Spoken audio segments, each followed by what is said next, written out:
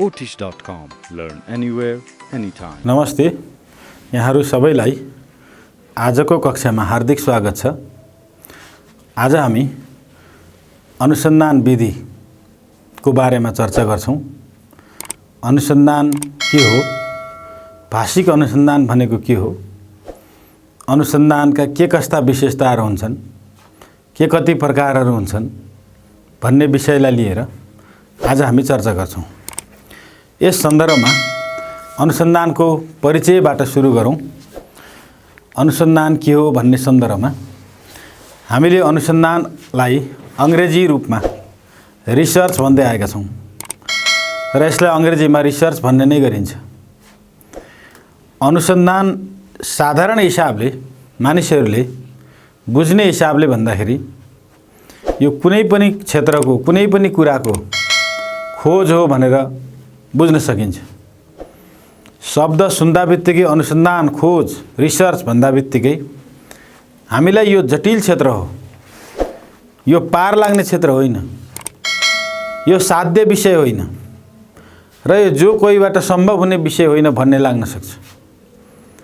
तर यसका विभिन्न प्रकृतिहरूलाई हामीले हेर्यौं भने, यसका विभिन्न प्रकारहरूलाई हेर्यौं भने, यसका विभिन्न क्षेत्रहरूलाई हेर्यौं भने आफ्नो रुचि अनुसार, आफ्नो आवश्यकता अनुसार, आफूमा भएको ज्ञान अनुसार, आफूले सम्भव गर्न सक्ने, आफूले सम्भव तुल्याउन सक्ने कार्य अनुसार यसको स्वरूपमा हामी निरन्तर रूपमा क्रियाशील भयौं भने अनुसन्धान कार्य महाजटिल कार्य छैन।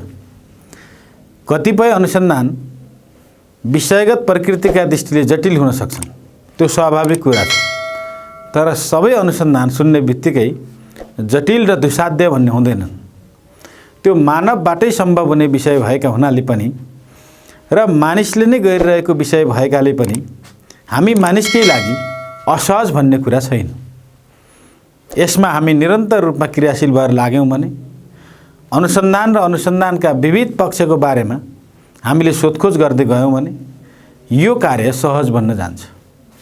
कहिले अनुसन्धान नगरेको अवस्थामा त यो जटिल महसुस हुन सक्छ, तर एउटा अनुसन्धान अर्को अनुसन्धान गर्दै जाँदा यसका विभिन्न पक्षहरूसँग परिचित हुँदै जाँदा अनुसन्धान कार्य सोचे जति जटिल चाहिँ छैन। अब अनुसन्धान के हो भन्नेतिर प्रवेश गरौँ। वास्तवमा अनुसन्धान नयाँ नयाँ कुराहरू पत्ता लगाउने कार्य हो, नयाँ नयाँ कुराहरूको खोजी हो। विभिन्न क्षेत्रका ज्ञान विज्ञानका अनेकन क्षेत्रहरूका बहुविध पाटोहरूलाई केलाएर त्यसको सत्य तथ्यको उजागर गर्ने कुरा वास्तवमा अनुसन्धान हो। कुनै विषयको अध्ययनीय गहिराइमा पुगेर त्यससँग सम्बन्धित कुन पक्ष हेर्न खोजिएको हो त्यसको खोजी गरेर बाहिर ल्याउने कार्य नै वास्तवमा अनुसन्धान हो भन्ने बुझिन्छ। यसलाई वैज्ञानिक तथा व्यवस्थित तरिकाले नवीन ज्ञानको खोजी गर्ने विषयका रूपमा लिइन्छ। कुनै क्षेत्रको अनुसन्धान वैज्ञानिक, कुनै क्षेत्रको अनुसन्धान अवैज्ञानिक भन्ने हुँदैन। सबै क्षेत्रको अनुसन्धान वैज्ञानिक र व्यवस्थित नै हुन्छ। विज्ञान सम्मत भनेको र विधि सम्मत भनेको, व्यवस्थित भनेको र निश्चित प्रक्रियामा आधारित भनेको कुरा उस्तै छ। त्यो हिसाबले हामीले हेर्यौं भने यसमा वैज्ञानिक विधिको उपयोग अथवा वैज्ञानिक तरिकाबाट गर्ने अध्ययनको महत्त्व अन्य सन्दर्भभन्दा फरक छ, किनभने यो कल्पना र भावनाको क्षेत्रबाट निकै बाहिर छ। यसमा तथ्यलाई आधार मानेर सत्यको उद्घाटन गरिन्छ। तथ्यपरक विषयवस्तुको खोजीबाट त्यसको वास्तविकता पहिचान गरिन्छ। त्यसकारण वास्तविक अनुसन्धाता अथवा वास्तविक अनुसन्धानकर्ता जुन विषयको अनुसन्धानमा आफू केन्द्रित भएर गर्ने हो, केन्द्रित भएर आफू लाग्ने हो, त्यसमा ऊ आफै संलग्न हुने भएकाले पनि यो पर संलग्नबाट अन्य व्यक्तिले गर्ने खोज अध्ययनबाट प्राप्त हुने कुरा होइन। आफ्नो अनुसन्धान आफैले गर्ने कुरा हो।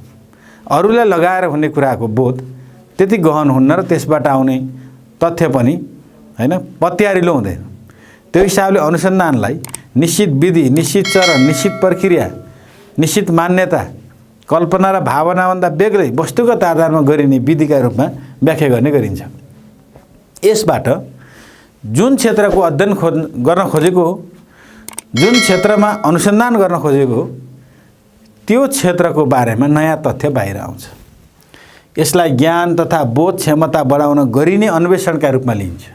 रिसर्च किन गर्ने, अनुसन्धान किन गर्ने, नयाँ नयाँ तथ्यहरू बाहिर ल्याउनका लागि गर्ने। हाम्रो जीवनमा, हाम्रो दैनिक जीवनमा अनुसन्धानहरू भइ नै राखेका छन्।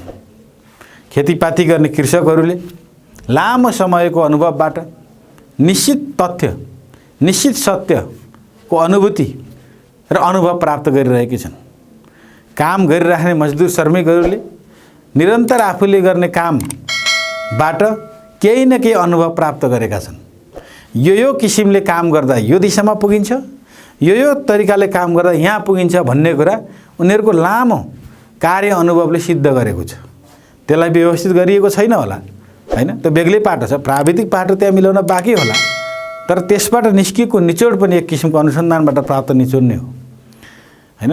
त्यो आधारबाट हामीले हेऱ्यौँ भने कुनै पनि क्षेत्रको, हैन, कुनै पनि क्षेत्रमा संलग्न रहेको कार्यले दिने जुन परिणाम हो, दिने जुन नतिजा हो, त्यो नतिजासँग यसको सम्बन्ध जोडिएको छ। यसलाई स्थापित सिद्धान्तका आधारमा कुनै पनि विषयको परीक्षण गर्ने पद्धतिका रूपमा पनि लिइन्छ।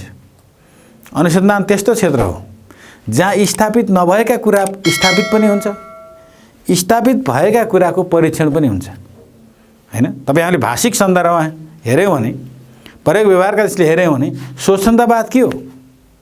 तपाईले वादका हिसाबले हेर्नुभयो भने, हैन? शैली विज्ञान के हो? मनोभाषा विज्ञान के हो? अथवा चाहिँ हामीले अध्ययन गर्दै आएका विभिन्न क्षेत्रहरू, यथार्थवाद भन्नुस्, परिष्कारवाद भन्नुस्, उत्तराधुनिकतावाद भन्नुस्, यी सबै सिद्धान्त हुन् कसैले के गरेका, स्थापित गरेका। यी स्थापित सिद्धान्तका आधारमा विभिन्न कृतिलाई हेर्यौं भने त्यो पनि अनुसन्धान हुन्छ। फल्नको कृतिमा स्वच्छन्दवाद, लक्ष्मीप्रसाद देवकोटाका काव्यमा स्वच्छन्दवाद भनेर हेर्यौं भने, हैन? बिम्ब प्रतीकका दृष्टिले फल्नाका काव्य भनेर हेर्यौं भने त्यो पनि अनुसन्धान हुन्छ। शैली वैज्ञानिक दृष्टिले फल्नको कृति भनेर हेर्यौं भने त्यो पनि अनुसन्धान हुन्छ, हैन? संकथनका दृष्टिले कुनै तहमा रहेका कुनै आख्यानलाई हेर्यौं भने त्यो पनि अनुसन्धान हुन्छ।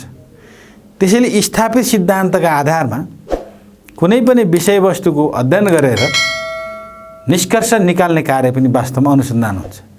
त्यसैले यसलाई स्थापित नभएका नयाँ नयाँ सिद्धान्त स्थापित गर्ने कार्य पनि अनुसन्धान हो भनेर लिइन्छ। स्थापित भइसकेका सिद्धान्तका आधारमा कुनै पनि विषयवस्तुको परीक्षण गर्ने कार्य पनि अनुसन्धान हो भनेर लिइन्छ। त्यस अर्थमा यसलाई प्राप्त तथ्यको परीक्षण र पुनः परीक्षणमा आधारित भनेर भनिन्छ।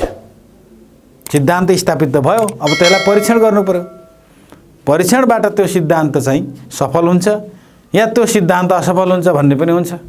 खास गरी विज्ञानसँग जोडिएका, ल्याब टेस्टसँग जोडिएका अनुसन्धानहरूका सन्दर्भमा टेस्ट र रिटेस्टका कुराहरू पटक पटक आइ नै राख्छन् भने अन्य स्थापित सिद्धान्तका सन्दर्भमा ती सिद्धान्तको उपयोग गरेर कुनै विषयवस्तुको अनुसन्धान गर्ने कार्य हुन्छ। त्यो हुँदा पनि त्यो सिद्धान्त औचित्यपूर्ण वा अनौचित्यपूर्ण छ, त्यो सिद्धान्तका दृष्टिले कुनै कृतिको विश्लेषण गर्न सकिन्छ या सकिन्न भन्ने कुराको निचोड पनि प्राप्त हुन सक्छ। अनुसन्धानलाई सोपाधिक र निरुपाधिक गरी मुख्यतया दुई प्रकारमा उल्लेख गर्ने गरिएको छ।